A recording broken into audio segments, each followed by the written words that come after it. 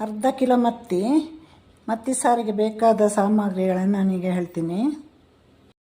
ಹುರಿದಿಟ್ಟ 12 ಗುಂಟೂರು ಮೆಣಸಿನಕಾಯಿ, 1 ಬ್ಯಾಡಗಿ, ಅರ್ಧ ಸ್ಪೂನ್ ಧನಿಯಾ ಬೀಜ, ಸ್ವಲ್ಪ 1/4 ಟೀ ಸ್ಪೂನು ಕಾಳು ಮೆಣಸು, ಆಮೇಲೆ 1/4 ಸ್ಪೂನ್ ಬಂದು ಮೆಂತ್ಯ. ಇದನ್ನು ನಾನು ಸ್ವಲ್ಪ ಎಣ್ಣೆ ಹಾಕಿ ಹುರಿದಿಟ್ಟಿದ್ದೇನೆ. ಆಮೇಲೆ ಒಂದು ಸಣ್ಣ ತೆಂಗಿನಕಾಯಿ, ತುಂಬ ಸಣ್ಣ ತೆಂಗಿನಕಾಯಿನ ಫುಲ್ ಹಾಕಿದ್ದೀನಿ. ಇವಾಗ ಹುಣಸೆ ಹಣ್ಣು ಸೇರಿಸಿ, ಅರಿಶಿನ ಸೇರಿಸಿ ಇದನ್ನು ರುಬ್ಬೋಣ. ಇವಾಗ ಹಸಿ ಮಾವಿನಕಾಯಿ ಹಾಕೋದ್ರಿಂದ ಇಷ್ಟು ಹುಣಸೆ ಹಣ್ಣು ಹಾಕಿದ್ದೀನಿ, ಇಲ್ಲಾಂದರೆ ಸ್ವಲ್ಪ ಜಾಸ್ತಿ ಹಾಕಬೇಕು. ನನಗೆ ಅರಿಶಿನ ಪುಡಿ ಜಾಸ್ತಿ, ನಾನು ಇಲ್ಲಿ ಒಂದು ಚಿಕ್ಕ ಸ್ಪೂನಲ್ಲಿ 1 ಸ್ಪೂನ್ ಹಾಕಿದ್ದೇನೆ. ಈಗ ಇದನ್ನೆಲ್ಲ ಸೇರಿಸಿ ನೀರು ಹಾಕ್ಕೊಂಡು ರುಬ್ಬೋಣ. ಅದಕ್ಕೆ ನೀರು ಹಾಕಿ ಈಗ ತುಂಬ ನುಣ್ಣಗೆ ರುಬ್ಬಬೇಕು.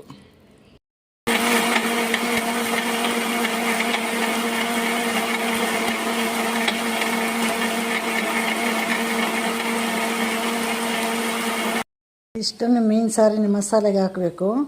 ಈರುಳ್ಳಿ, ಹಸಿಮೆಣಸಿನಕಾಯಿ, ಶುಂಠಿ, ಆಮೇಲೆ ಟೊಮೆಟೊ. ಇದು ಕೊನೆಯಲ್ಲಿ ಹಾಕೋದು ಕುದಿಯುವಾಗ. ಪಾತ್ರೆಯಲ್ಲಿ ಸಾರು ಮಾಡೋದು. ಮಾವಿನಕಾಯಿ ಬಿಟ್ಟು ಈಗ ಎಲ್ಲವನ್ನು ಹಾಕಬೇಕು. ರುಬ್ಬಿದ ಮಸಾಲೆ ಹಾಕಿ ನೀರು ಸೇರಿಸಿ ಪಾಕ ಮಾಡಿ ಚೆನ್ನಾಗಿ ಮಿಕ್ಸ್ ಮಾಡಿ ಈ ಥರ. ಈಗ ರುಚಿಗೆ ತಕ್ಕ ಉಪ್ಪು ಹಾಕಿ, ಬೇಕಂದ್ರೆ ಮತ್ತೆ ಹಾಕ್ಬೋದು. ನೋಡಿ, ನಮ್ಮ ಮೀನು ಸಾರು ಕುದೀತಾ ಇದೆ ನೋಡಿ. ಚೆನ್ನಾಗಿ ಕುದಿಬೇಕು.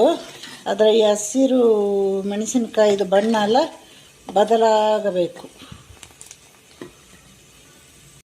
ಈಗ ಹಸಿಮೆಣಸಿನಕಾಯಿ ಬಣ್ಣ ಎಲ್ಲ ಚೇಂಜ್ ಆಗಿದೆ. ಇವಾಗ ನಾವು ಕಟ್ ಮಾಡಿರೋ ಮಾವಿನಕಾಯಿನ ಹಾಕಬೇಕು. ಒಂದೇ ನಿಮಿಷ ಕುದಿದ್ರೆ ಸಾಕು. ಇದು ಮೀನು ಹಾಕಿ, ಚಿಕ್ಕ ಮತ್ತಿ ಮೀನಲ್ವ, ಒಂದು 2 ನಿಮಿಷ ಬೇಯಿಸಿ. 2ರಿಂದ 3 ನಿಮಿಷ ಅಷ್ಟೆ. ಜಾಸ್ತಿ ಬೆಂದಾಗ ಅದೆಲ್ಲ ಫುಲ್ ಅದರ ಮುಳ್ಳೆಲ್ಲ ಬಿಟ್ಕೊಳ್ಳುತ್ತೆ. ಕರೆಕ್ಟಾಗಿ ಬೇಯಲಿ. ಈಗ ನಮ್ಮ ಮೀನು ಸಾರು ರೆಡಿ ನೋಡಿ.